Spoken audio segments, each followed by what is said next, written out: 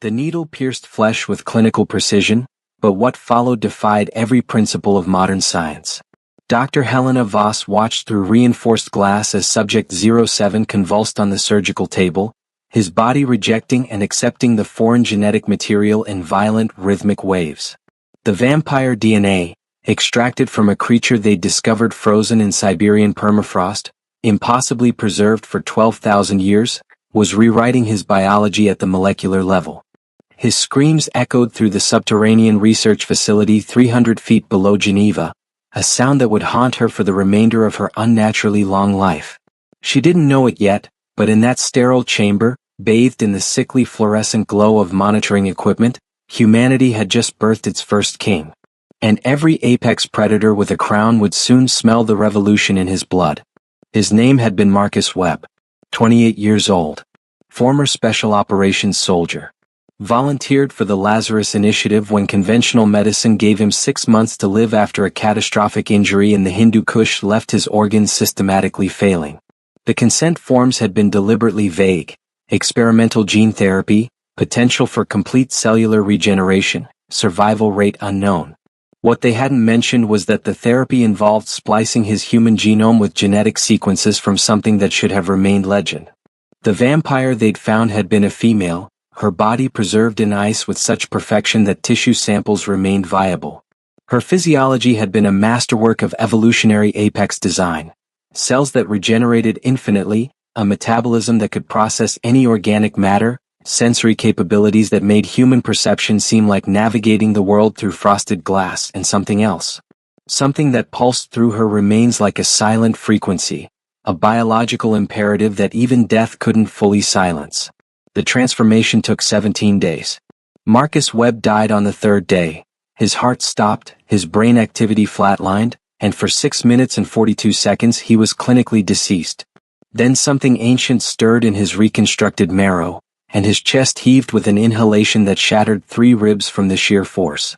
When his eyes opened, they were no longer the muddy brown documented in his military file. They burned crimson, lit from within by a bioluminescent reaction that would later be identified as a unique form of photophore, similar to deep-sea creatures but infinitely more complex. The irises had restructured themselves into intricate mandala patterns that shifted and rotated when he focused, a hypnotic geometry that made direct eye contact feel like falling into a beautiful abyss. His skin had paled to an otherworldly silver blue, as if moonlight had been trapped beneath the surface. His features sharpened, becoming almost cruel in their aesthetic perfection. High cheekbones that could cut shadows, a jawline that seemed carved from pale marble, lips that remained perpetually dark as if stained by wine or something more visceral. But the fangs were what made Dr. Voss step back from the observation window. They descended slowly from his gums when his mouth opened, elegant and terrible, designed by evolution or something older to pierce and drain with maximum efficiency. They weren't crude or monstrous. They were beautiful. Perfect instruments of predation that gleamed like polished bone in the harsh lighting. The research team had expected increased strength, perhaps enhanced healing. They'd theorized about potential photosensitivity and dietary changes. What they hadn't anticipated was the heat. It radiated from him in waves, not thermal but something else entirely, a pheromonal signature so potent it could be detected through sealed ventilation systems.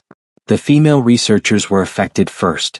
Within hours of his awakening, 3 of them had to be removed from the facility, their pupils dilated to black coins, their breathing erratic, their bodies responding to something their conscious minds couldn't fully process. One of them, Dr. Sarah Chin, a molecular biologist with 2 decades of experience and a reputation for unshakable professionalism, had clawed at the observation window trying to reach him, weeping and pleading in a voice that no longer sounded entirely human. The men weren't immune either, though their reactions manifested differently. A primal unease. The instinctive understanding that something higher on the food chain had entered the environment. 2 security officers requested immediate transfer.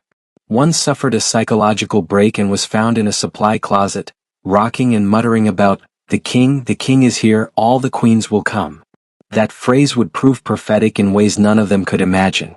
What Dr. Voss and her team didn't know, what they couldn't know, operating within the limited paradigm of human science, was that vampires had never been solitary creatures. The myths and folklore had gotten it wrong, fragmented and distorted across millennia of oral tradition. In their original form, before whatever cataclysm had driven them to extinction or dormancy, vampires had operated on a hierarchical structure more complex than any human civilization.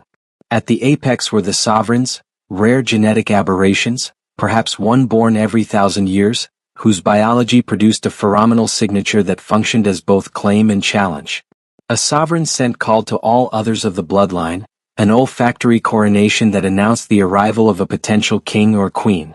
And in response, every ruling bloodline would converge, driven by instinct older than conscious thought, to either submit or destroy. Marcus, though that name was already beginning to feel like an ill-fitting coat, something from a life that had ended on that surgical table, had become the first sovereign born in 12,000 years. And his heat, his scent, was now bleeding into the world through every ventilation shaft, every sealed door, every molecule of air that touched his transformed skin. It would spread. It would travel on winds and in the breath of those who came near him. And it would reach them. The queens. The last surviving members of a species humanity had relegated to myth. Hidden in plain sight, walking among mortals, ancient and patient and hungry for something they thought had been lost forever. And now, across 6 continents, in penthouses and palaces and places far from human eyes, they were lifting their heads. Nostrils flaring. Pulses quickening.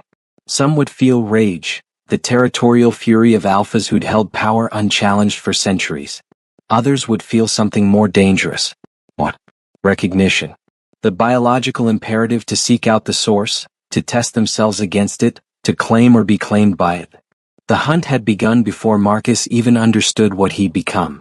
By the 32nd day of his transformation, the facility had been locked down. No one in, no one out. Dr. Voss had implemented the protocol after 4 more staff members had exhibited what the psychiatric consultant termed obsessive fixation syndrome. Marcus himself remained in a containment cell specifically designed for him. Reinforced titanium walls, triple-layer ventilation with biochemical filters. Observation through digital feeds rather than direct line of sight. They fed him blood. Synthetic at first, manufactured in the facility's biolab, but his body had rejected it violently. Animal blood proved marginally more acceptable, though he consumed it with the mechanical necessity of someone eating flavorless paste.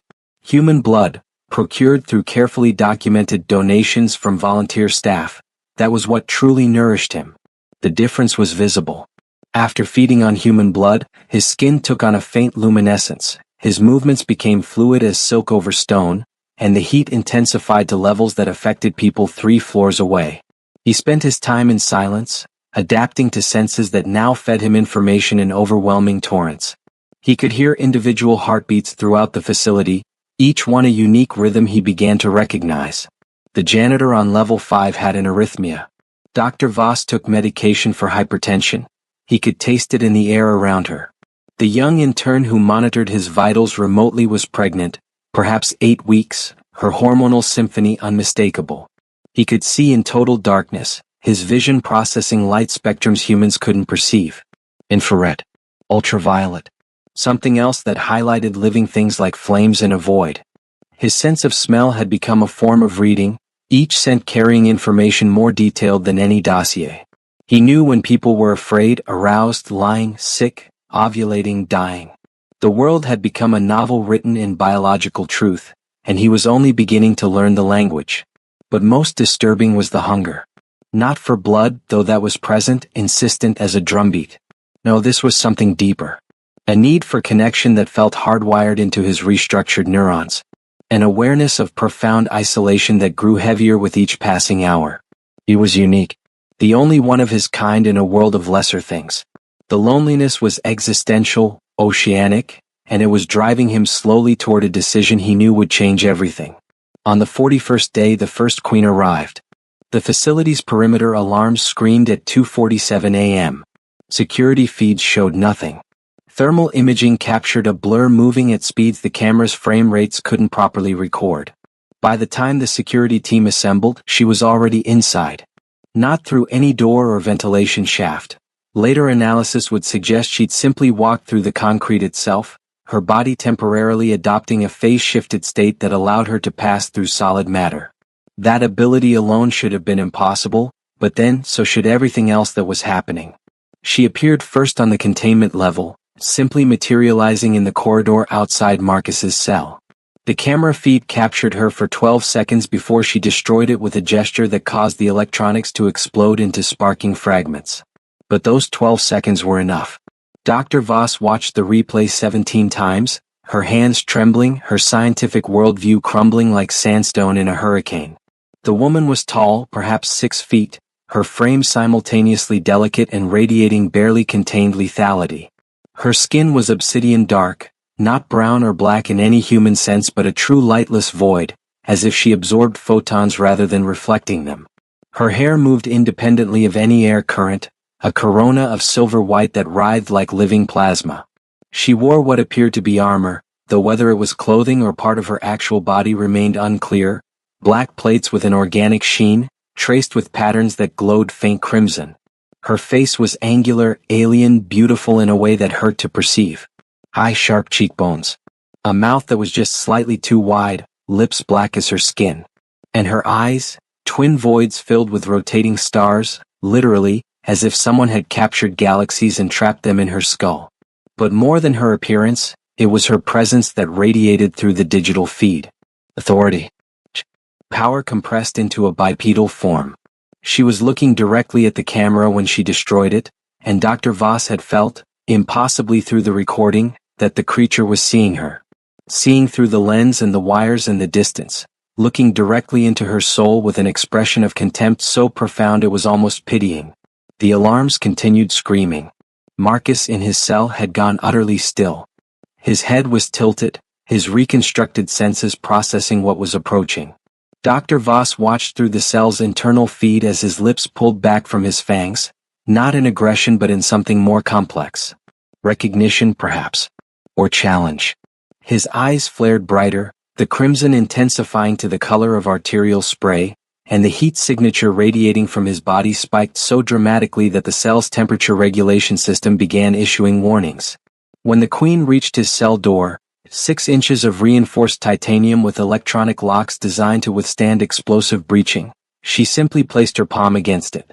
The metal groaned. Molecular bonds screamed in protest. And then it liquefied, running down in molten rivulets that hissed and smoked when they touched the floor. She stepped through the opening, her movements unhurried, and stood before him in the space that was supposed to be humanity's most secure containment. The audio feed captured their first words. Sovereign. Her voice was layered, multiple tones speaking in harmony, as if several beings occupied her throat. It resonated at frequencies that made the recording equipment distort. We thought your line extinct. 12,000 years of silence. And now you announce yourself like a child learning to scream. Marcus stood slowly.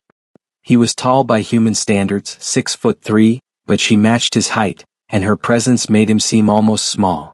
The heat between them was visible now, distorting the air like summer shimmer above hot asphalt. When he spoke, his voice had deepened, gained textures it hadn't possessed before. I didn't announce anything. I woke up. And in waking you've called every bloodline monarch to this location. Do you understand what you've done? She moved closer, circling him with the predatory assessment of one apex evaluating another. There are 17 queens remaining in this world, sovereign. 17 ancients who've survived extinction events, religious purges, and the slow suffocation of modernization. We've hidden among the prey species, patient, waiting for the world to forget.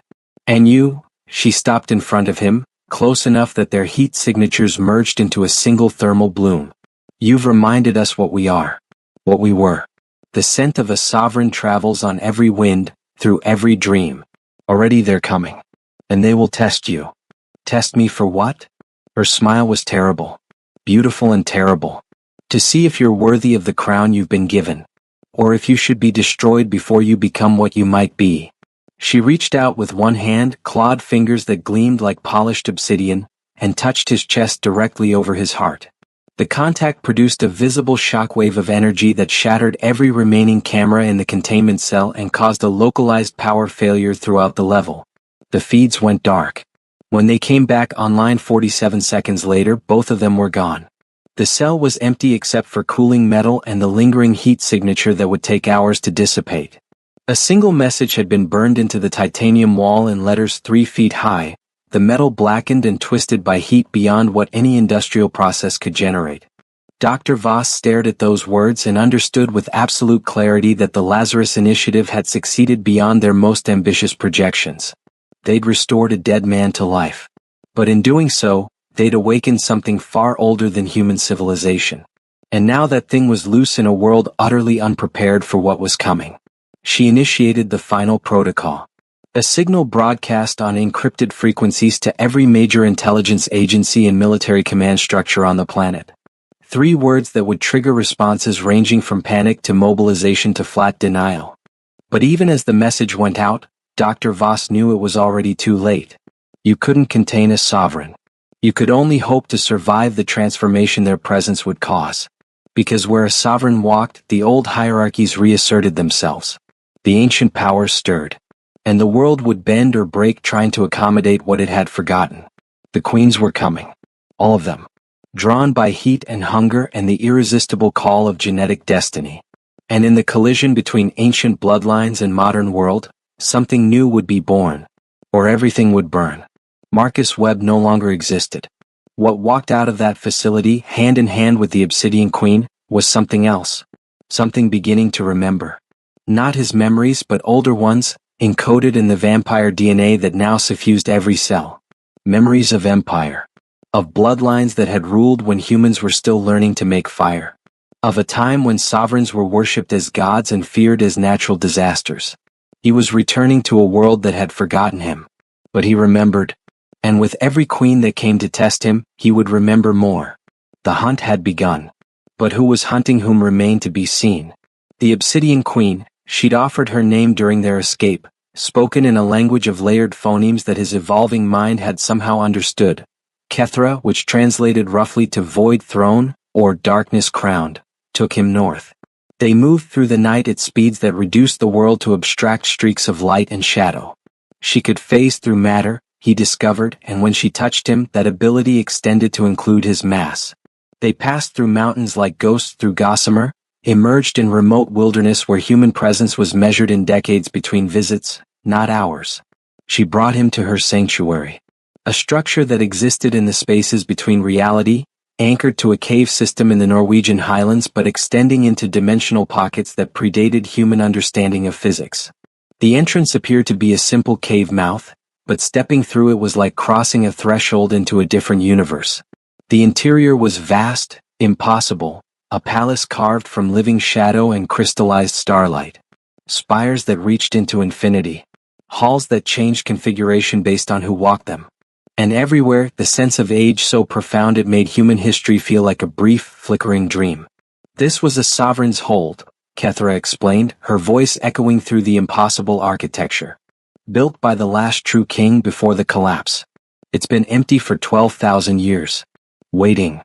She turned to look at him, those galaxy-filled eyes studying him with an intensity that made his enhanced senses scream warnings. Waiting for you. Why? Marcus asked, though that name was beginning to feel like a costume he was ready to shed. Why help me? If I'm some kind of threat to the existing power structure, why not kill me when you had the chance? Kethra's laugh was like wind through abandoned cathedrals. Kill you? Sovereign, if I wanted you dead, you'd be ash. But I'm not here to kill you. I'm here to prepare you for what's coming. Because unlike some of my sisters, I remember what a true sovereign is. What they mean. And I've waited too long in this diminished world to let ignorance or pride destroy the first chance at restoration we've had since the old times ended. She led him deeper into the hold, through corridors that seemed to respond to his presence, walls brightening slightly as he passed, as if the structure itself recognized what he was becoming. They reached a chamber at what felt like the heart of the palace, a vast spherical space where gravity seemed optional. At the center floated a throne carved from a single piece of black diamond, its surface covered in inscriptions that hurt his eyes to read but filled his mind with fragments of understanding. Sit, Kethra commanded. Not a request. A test. Marcus approached the throne, feeling the weight of space itself pressing down on him. Whatever this object was, it carried significance beyond mere symbolism. He could feel it responding to his heat, his scent, the fundamental frequency of his transformed biology. When he sat, the inscriptions flared crimson, and knowledge flooded into his consciousness like a dam breaking. He saw the old world. Not through human eyes but through the perspective of those who'd ruled it. A time when vampires, though they called themselves by older names, names that meant perfected ones or evolution's children, had been the dominant species. They hadn't hidden. They'd built civilizations that made humanity's greatest achievements look like children playing with blocks. Cities of impossible beauty and terrible grandeur. Technologies that blended biology and metaphysics into forms human science still couldn't imagine. And at the center of it all, the sovereigns. They had been rare. Perhaps 1 in every 10 million births would produce a sovereign. A vampire whose biology expressed certain dormant genes, whose pheromonal signature carried the weight of absolute authority. They didn't rule through force alone, though they were formidable in combat. They ruled through presence. Through the fundamental biological imperative that made every other vampire recognize them as the apex. Queens and kings, the most powerful vampires in existence, would still feel the pull, the instinctive need to either serve or submit or challenge for dominance. And the sovereigns had maintained balance. They'd prevented the bloodlines from warring themselves to extinction. They'd guided their species through environmental changes and evolutionary pressures. They'd been rare enough that their power felt divine, common enough that the species always had leadership. Then came the collapse. The knowledge in the throne was fragmented here, damaged by time or deliberately obscured. But he caught images of fire falling from the sky. Of a weapon, biological. Metaphysical? Both? That targeted vampire physiology specifically. Of queens and kings dying by the thousands, their bodies simply shutting down, their cells consuming themselves. The sovereigns had been hit hardest. Their enhanced biology made them more vulnerable to whatever had been deployed. Within a decade, a species that had dominated the planet for 100,000 years had been reduced to scattered survivors, hiding, forgetting, regressing. Humanity had risen in the vacuum. Young, aggressive, numerous. And the remaining vampires had made a choice. Hide among them, survive through secrecy, wait for a world where they might emerge again. The queens who survived were the most powerful, the most adaptable, the most ruthless. 17 bloodlines down from hundreds. 17 ancient females, each ruling her territory through proxies and cloaked power, immortal and patient and nursing a racial memory of stolen dominion. But no sovereigns. For 12,000 years, no sovereigns. The genetic sequence required was so specific, so rare, and their population so devastated that the math simply didn't support it. The vampires had believed the sovereign line extinct. A glorious history with no future. Until a team of human scientists, brilliant and ignorant in equal measure, had taken a dead soldier and rebuilt him with vampire DNA. They'd inadvertently created the exact genetic conditions necessary. The human base had provided just enough genetic diversity to reactivate dormant sequences. The vampire DNA had provided the template. And somehow, impossibly, those two contradictions had produced a synthesis that expressed the sovereign phenotype. It was an accident. A fluke. A statistical impossibility that had nevertheless occurred. And now he sat on a throne that recognized him as legitimate, and 17 queens were converging on his location, drawn by instincts older than consciousness. When he opened his eyes, he hadn't realized he'd closed them. Kethra was kneeling. Actually kneeling. This ancient, powerful being was on one knee before the throne, her head bowed, her posture radiating submission. "I am Kethra, Void Throne, last queen of the Umbral bloodline," she said formally, her voice resonating with harmonics that made the chamber itself vibrate. "I acknowledge you, sovereign. I offer service and information. I will stand between you and the challengers until you are ready to face them. This I swear on my true name and the blood of my line." The words carried weight beyond their meaning. He could feel them settling into reality, becoming binding at a level that transcended mere promise. This was an oath that would hold even if she wanted to break it, enforced by the fundamental laws that govern vampire nature. "Rise," he said, and was surprised by the authority in his own voice. Not learned. Instinctive. The throne was teaching him, or perhaps unlocking what the DNA already contained. "If you're my ally, I need information, not submission. What should I call myself? Who was I supposed to be?" Kethra rose gracefully. The sovereigns chose their own names upon ascension. But until you do, I will call you what the throne names you. She gestured to the inscriptions, which had rearranged themselves into readable text. Not English, not any human language, but something his altered mind could parse. Sovereign of the Crimson Ascension. First of the New Age. Herald of Return. She paused. The throne has another name for you, but it's in the old tongue.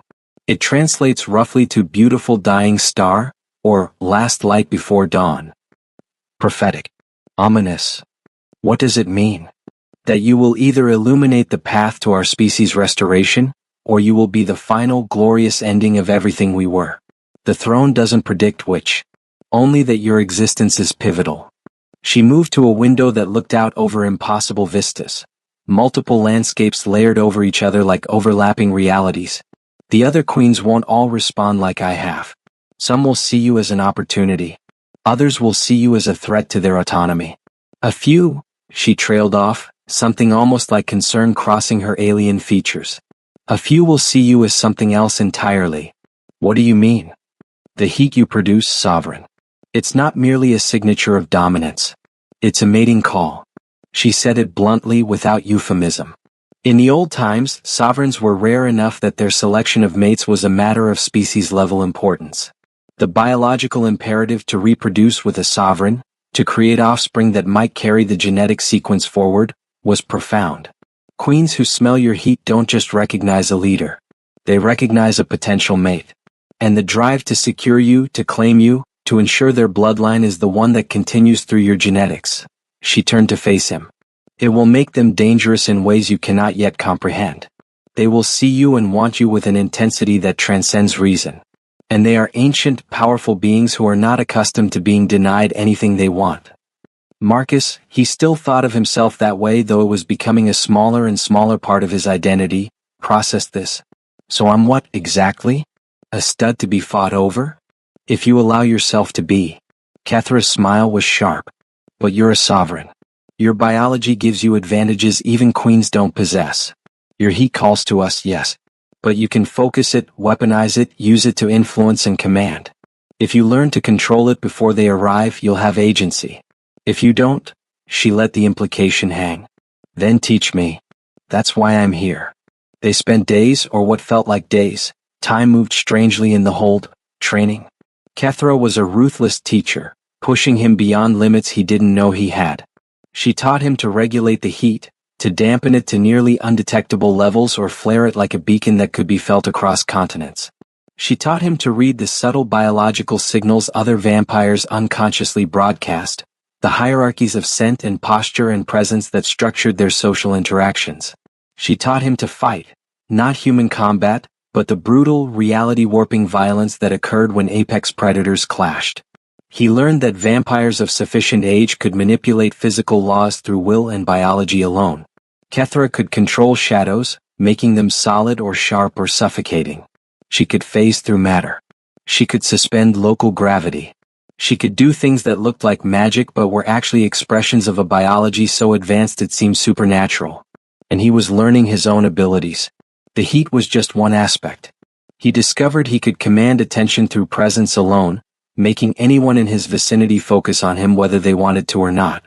He could influence emotional states, not crude mind control, but subtle pushes that could turn fear into fascination, hostility into curiosity, resistance into submission. His physical capabilities were beyond even normal vampires.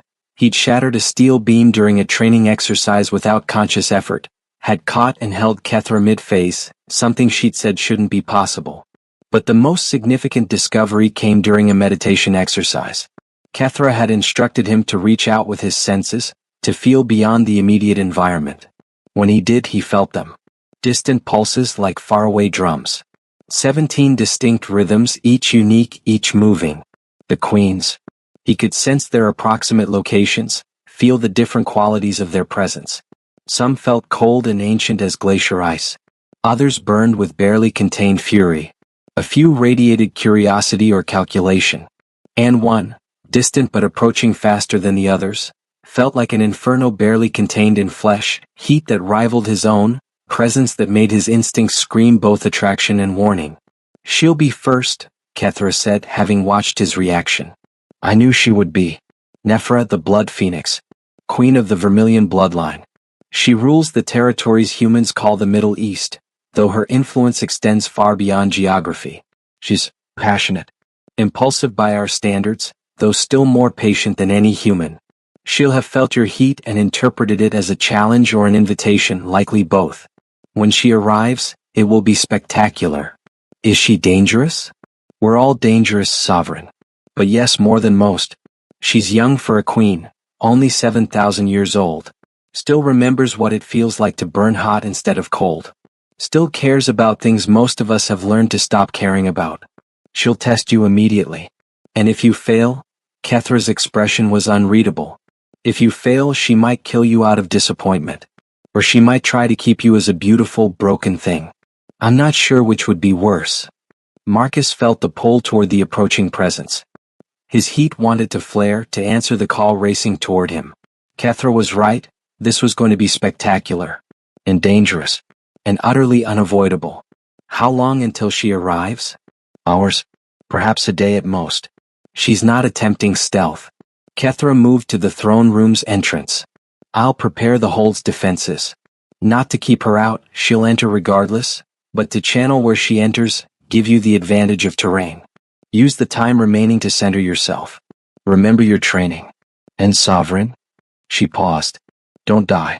I haven't waited 12,000 years to lose our species' best chance at restoration in the first real encounter. Then she was gone, and Marcus was alone with the throne and his thoughts and the approaching inferno that would arrive with fangs and fire and intentions he could only guess at. He sat on the throne again, feeling it respond to him, feeding him more knowledge. He learned the names of ancient sovereigns, their triumphs and failures. He learned the genetic sequences that made him what he was, understood at a fundamental level how his biology functioned. He learned the political structure of the old world, the alliances and betrayals, the slow dance of power that had defined vampire civilization for eons. And he made a decision. When Nephra arrived, he wouldn't meet her as a confused human wearing vampire skin. He would meet her as what he was becoming. As a sovereign. As something that commanded respect not through borrowed power but through fundamental right. He stood, feeling the hold respond to his movement.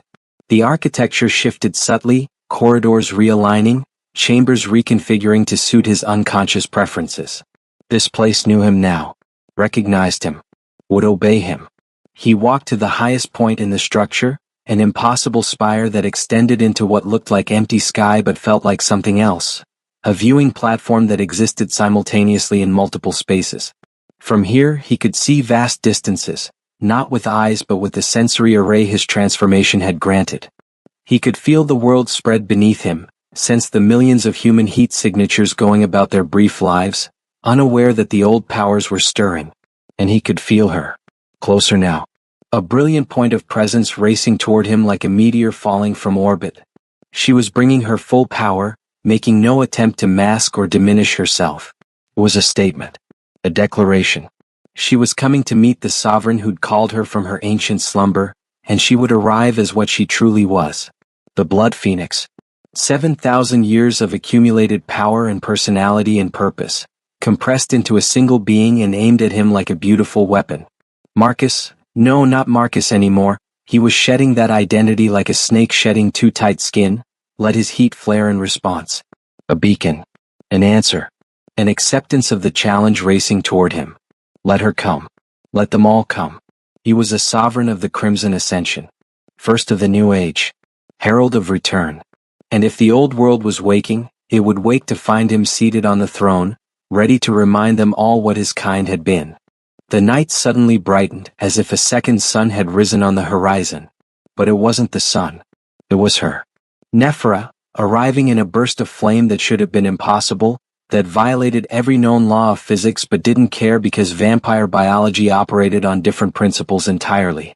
She was beautiful. She was terrible. She was everything the moment required. And their collision would reshape the world. Nephra didn't land so much as manifest, her presence transitioning from distant to immediate without bothering with the intervening space. One moment the sky was merely bright with her approach. The next she stood before him on the spire's platform, having crossed the final distance in a manner his senses couldn't fully track. The air around her shimmered with heat distortion, reality itself struggling to accommodate her presence. She was tall, perhaps 6.5 feet, built like a warrior goddess from ancient mythology. Her skin was bronze, literally, it had a metallic sheen that caught light and reflected it back as copper fire. Her body was athletic, powerful, curves and muscle in perfect synthesis, barely contained by armor that seemed to be crafted from solidified flames. Black plates traced with veins of molten gold, shaped to her form with an artistry that made it unclear where protection ended and aesthetic began. Her hair was the deep red of arterial blood, but it moved like living fire, individual strands occasionally igniting into actual flames before cooling back to hair. Her face was sharp, predatory, beautiful in the way a drawn blade is beautiful, all clean lines and deadly elegance. High cheekbones, a nose that would have been called Roman in human terms, lips the color of fresh wounds. And her eyes. God, her eyes.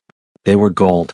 Pure, molten gold, with slitted pupils like a cat's, and they burned with an intensity that made looking directly at them feel like staring into a forge. But more than her physical form, it was her presence that hit him like a physical force. She radiated heat that rivaled his own, a pheromonal signature so potent he could taste it. Cinnamon and smoke and something sweeter, like blood mixed with honey. His body responded instinctively, his heat flaring to meet hers, creating a feedback loop that made the air between them shimmer and dance. For a long moment, neither spoke. They simply stood, taking measure of each other, two apex predators meeting for the first time, bodies and instincts negotiating dominance before minds could interfere. Nephra moved first. She closed the distance between them with predatory grace, stopping just close enough that their heat signatures merged, creating a visible aurora of crimson and gold.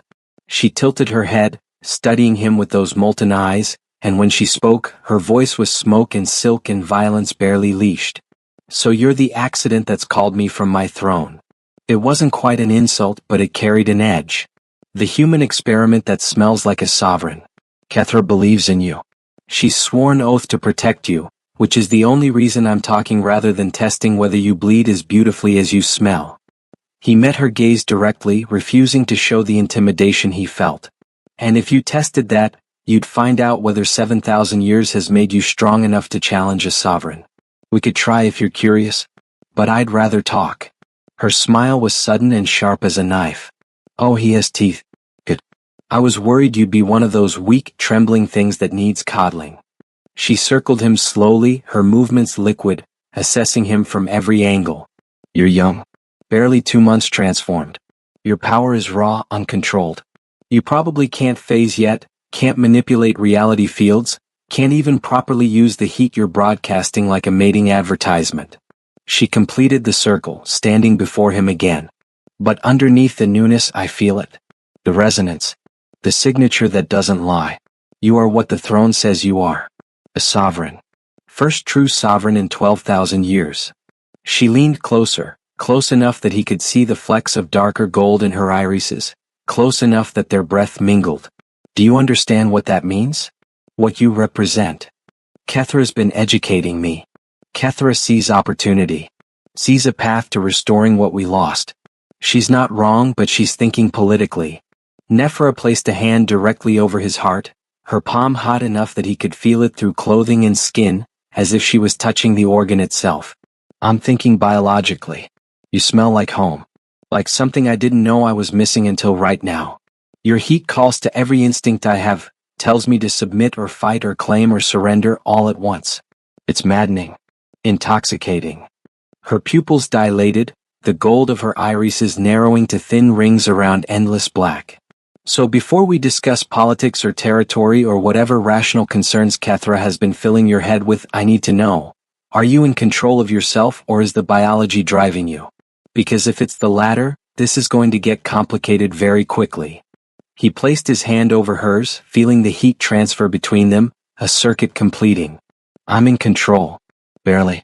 But enough. He let his own heat flare deliberately, a controlled surge that made her pupils dilate further. I know what you're feeling because I'm feeling it too. The pull. The instinct. My body wants to respond to you in ways that would be really inadvisable for a first meeting.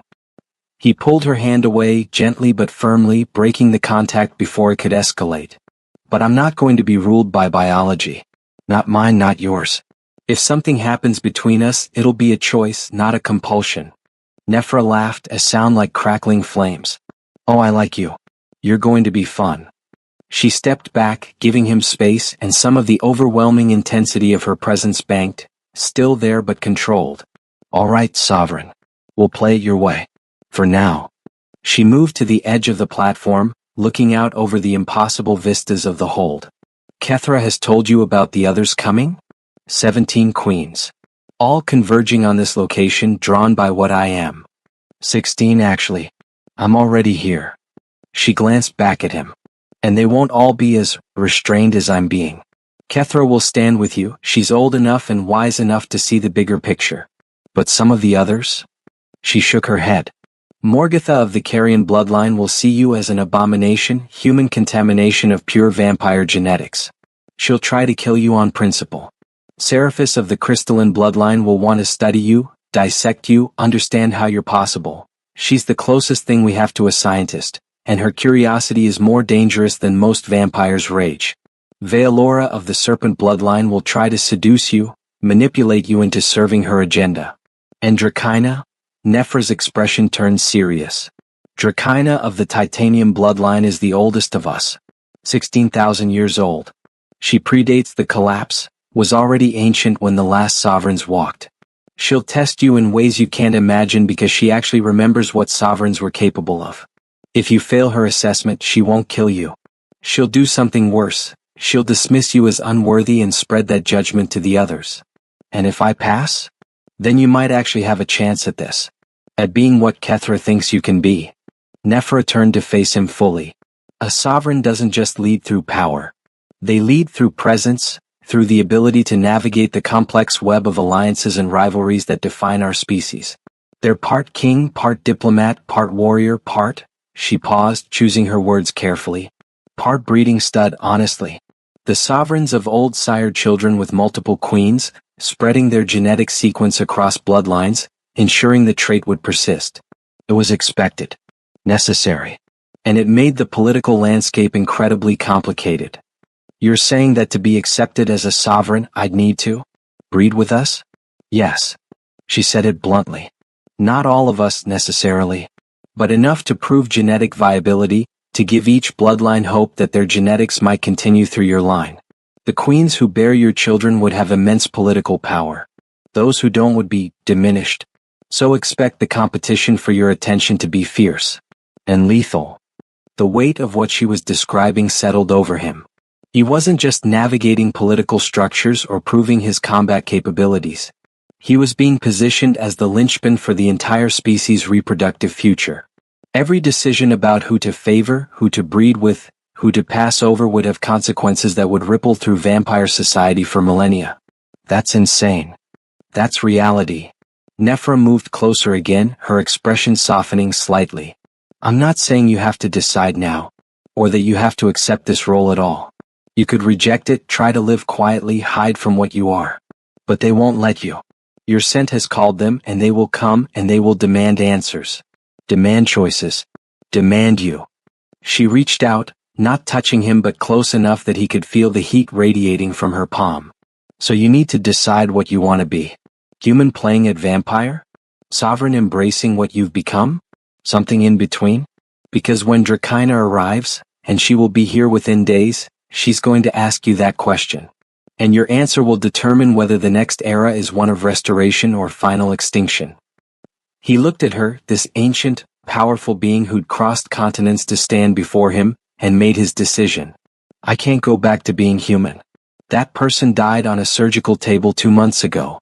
What I am now, what I'm becoming, it's not a costume I can take off. So if I'm going to be this, I'm going to be it completely. A sovereign. Not because I chose it, but because the alternative is living half a life, running from what I've become. He met her golden gaze. Help me. Not just Kethra, but you too. Teach me what I need to know. And when the others arrive, I'll face them as what I am. Nephra's smile was fierce and approving. Now you sound like a sovereign. She extended her hand, palm up, a formal gesture he instinctively understood. I am Nephra, Blood Phoenix, Queen of the Vermilion Bloodline. I acknowledge you as sovereign. I offer alliance and instruction. I will not kneel. I'm not built for submission and you wouldn't respect me if I were, but I will stand beside you against those who would see you fail. This I swear on my fire and the blood of my line. He took her hand, feeling the oath settle into place, a binding that went beyond mere words. I accept your alliance. And your instruction. Good. She pulled him closer, not aggressively but with purpose, until they were almost embracing. First lesson, control the heat. Right now you're broadcasting at maximum intensity. Every vampire within 1,000 miles can feel you. It's impressive but tactically stupid. You need to learn to dampen it, to hide your signature when necessary. And more importantly, you need to learn to focus it, to direct it at specific targets. Kethra's been teaching me. Kethra teaches you to dampen. I'll teach you to weaponize. Her hands moved to his chest, her touch searing even through clothing. The heat isn't just a signature. It's a tool. A weapon. You can use it to influence, to intimidate, to seduce, to command. A focused burst of heat at the right moment can make an enemy hesitate, can make an ally's loyalty deepen, can make a potential mate. She trailed off, her smile wicked. Well, you'll learn. They trained through what felt like days, though time remained strange in the hold. Nephra was a completely different teacher than Kethra. Where Kethra was patient and methodical, Nephra was intense and demanding. She pushed him past breaking points, then mocked him when he struggled and praised him extravagantly when he succeeded. She taught him to focus his heat like a laser, to surge it in overwhelming waves, to layer it with emotional impressions that would affect how others responded. She taught him combat techniques that incorporated heat manipulation, how to make an opponent hesitate by flaring attraction in the middle of a fight, how to use the heat as a distraction while positioning for a killing strike, how to create feedback loops that would overwhelm enemy senses. And she told him stories. About the old world, about sovereigns she'd heard of but never met, about the complex dance of power and sex and violence that had defined vampire civilization. She was irreverent, funny in a dark way, and utterly without shame about any topic. She told him about queens who'd warred over a sovereign's favor, about bloodlines that had risen or fallen based on reproductive success, about the last sovereign she'd heard of, a female named Ashera who'd ruled the Western territories and supposedly could control heat so precisely she could boil blood inside an enemy's veins without breaking their skin. Between training sessions they talked. He told her about his human life, about Marcus Webb who'd been a soldier and then a dying man and then a volunteer for an experiment he hadn't fully understood. She listened with surprising attention, asking questions about human culture and technology and society that revealed how little the queens truly understood the species they hid among. "We see you as prey," she admitted during one conversation. "Or at best as children. Short-lived, rarely interesting. We forget that in your brevity you've built things we never imagined necessary. We had time. We could afford to be patient, to let things develop slowly. You have decades, so you compress innovation into frantic bursts." She looked thoughtful. "Maybe that's why you were able to become what you are. A human base brought something we'd lost: urgency. Drive. The willingness to risk everything because you didn't have forever to wait for another chance." Their dynamic was strange, charged, walking a line between alliance and something more intimate. The heat between them was constant, a low simmer that occasionally flared into something more intense. She'd touch him casually while demonstrating a technique, and the contact would send jolts of sensation through his nervous system. He'd focus his heat during training, and she'd respond with her own, creating moments of feedback that left them both breathing hard and carefully, not acknowledging what was happening. But they didn't cross that line. Not yet.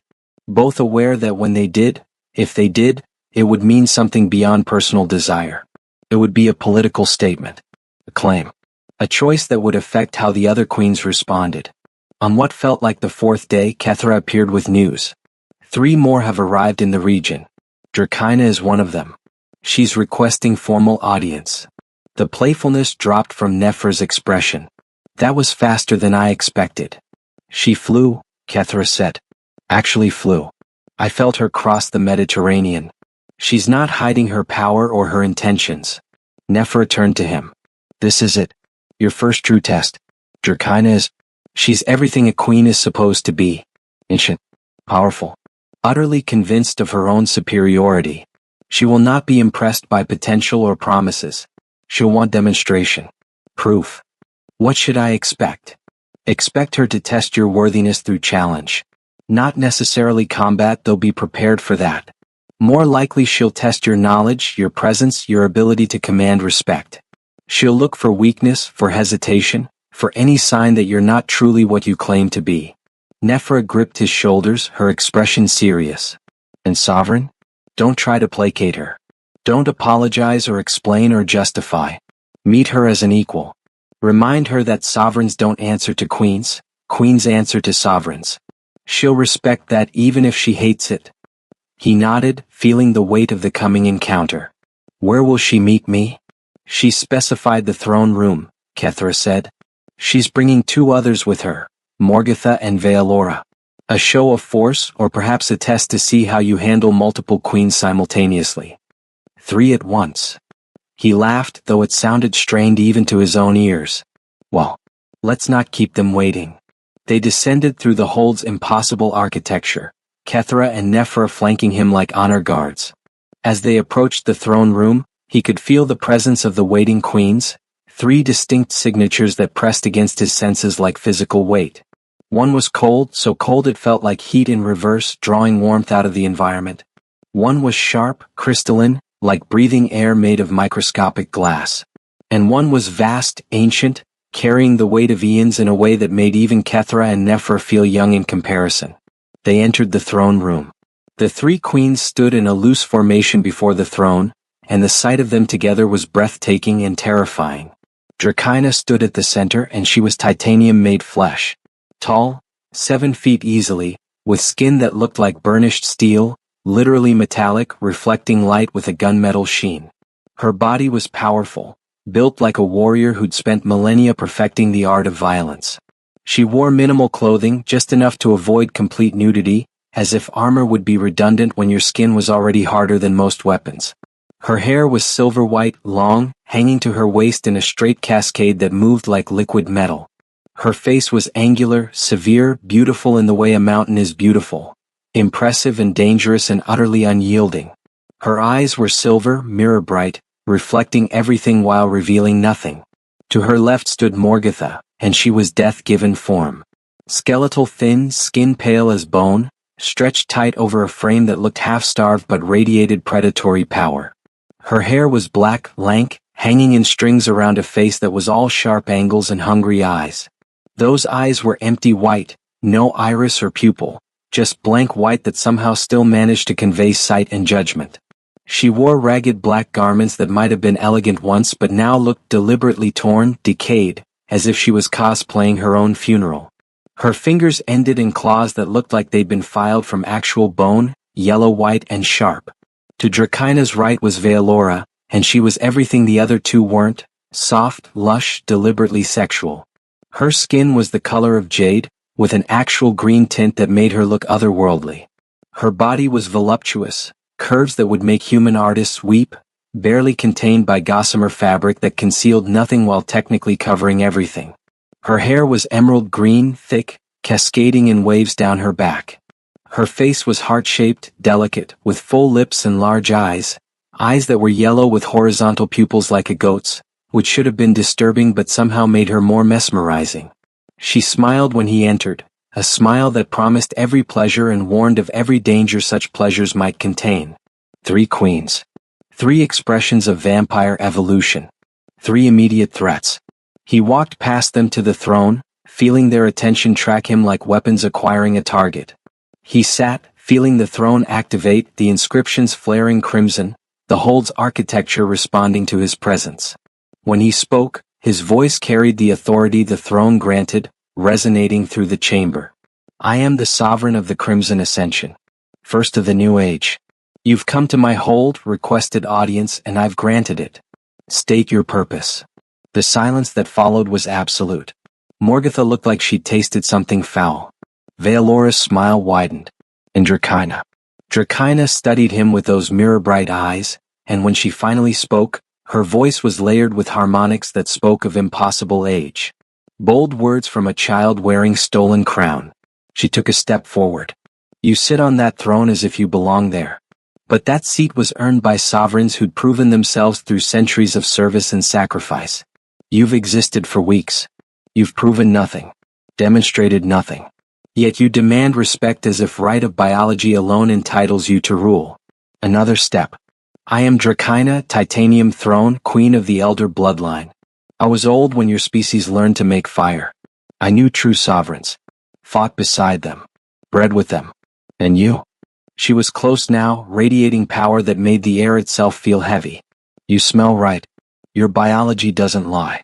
But biology alone doesn't make us sovereign.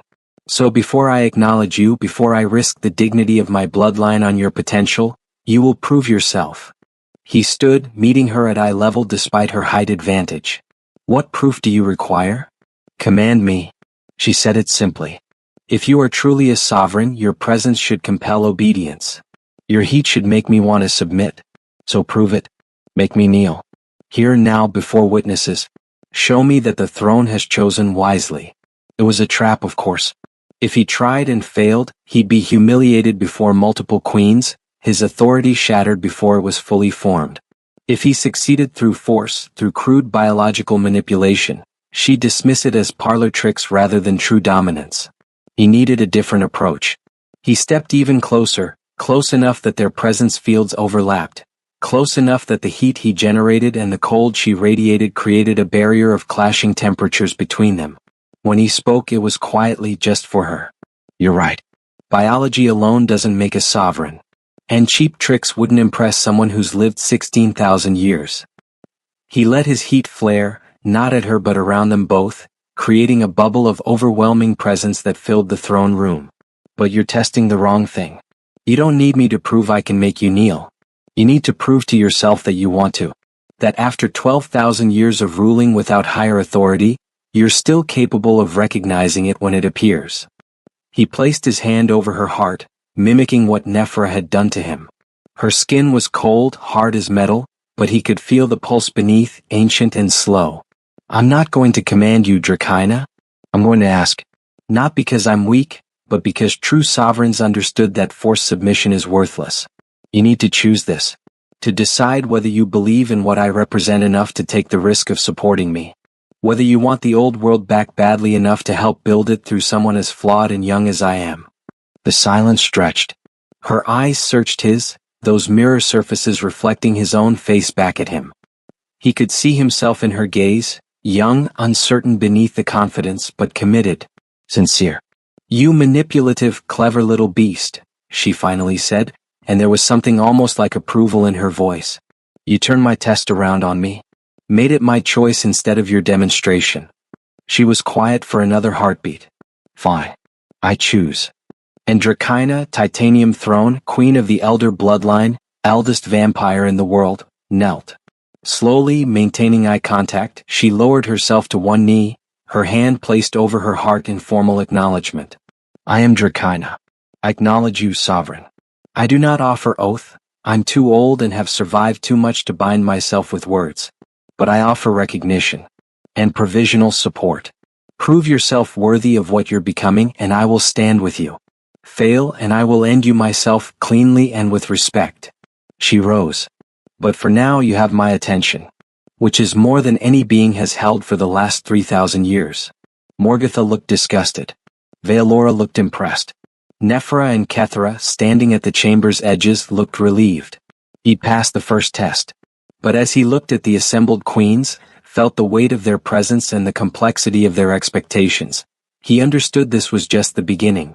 17 queens. He'd faced 4, gained the allegiance of 2, the acknowledgement of a 3rd, and the contempt of a 4th. 13 more were coming. 13 more tests, challenges, opportunities, threats. The old world was waking. And he was going to have to navigate it all while staying true to whoever he was becoming. The sovereign of the Crimson Ascension. First of the New Age. Herald of Return. Beautiful dying star. Last light before dawn. His existence would be pivotal. The throne had said so. He would illuminate restoration or herald extinction. He couldn't fail. Too much depended on him. An entire species' future. The balance of power in a world that didn't even know these powers existed. But as he stood there, surrounded by ancient predators who could kill him in an instant but had chosen, at least for now, not to, he felt something he hadn't experienced since the transformation. Oh, maybe he could do this. Maybe he could be what they needed. What the world needed, whether it knew it or not. He was a sovereign. And the age of hiding was ending. Let them come. Let all the queens converge. He would face them. Learn from them. Lead them if they would let him. And together they would decide what came next. The old world was dead. Long live the new world. Long live the sovereign. The remaining queens arrived over the following weeks, each making their entrance in ways that reflected their nature and bloodline. Some came in peace, curious and cautiously hopeful. Others came with challenge in their eyes and violence barely leashed. He met them all. Learned from each one. Passed some tests, failed others, but survived each encounter and grew stronger, more confident, more truly himself. He bred with 3 of them in those early months. Nephra first, a union of fire and heat that lasted 3 days and left them both changed. Then Veolora, who taught him that pleasure and power were merely different expressions of the same force. And finally, surprisingly, Dracaena, who came to him not out of heat or political calculation but simple curiosity about what it would feel like to mate with a sovereign again after so many millennia. Each union was significant, political, personal. Each produced offspring that would carry his genetic sequence forward. Each deepened his connection to the ancient species he now led. The world was changing. Slowly, carefully, but changing. Vampires were beginning to emerge from hiding, not en masse but in carefully orchestrated reveals. Humanity was being prepared, gradually, for the knowledge that they weren't alone, had never been alone. There were challenges, violence, fear, attempts at warfare from both sides. But there were also alliances. Humans who saw advantage in partnership with beings who possessed knowledge and abilities beyond modern science. Vampires who recognized that the new world offered opportunities the old world had never imagined. And at the center of it all, seated on his throne in a hold that existed between realities, the sovereign of the Crimson Ascension guided the transformation. Not alone, 17 queens stood with him, each bringing her power and perspective to the challenge of building something that honored the past while embracing the future. They didn't always agree. There were conflicts, betrayals, moments of crisis that nearly tore everything apart. But they endured. Because for the first time in 12,000 years, vampires had what they'd been missing. A sovereign. A center point around which their fractured species could coalesce. A genetic sequence that promised continuation. A leader who understood both the weight of their history and the necessity of adaptation.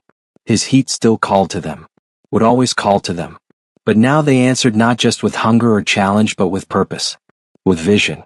With hope that their long twilight was ending and a new dawn, his dawn, was breaking. He'd been Marcus Webb once. A soldier. A dying man.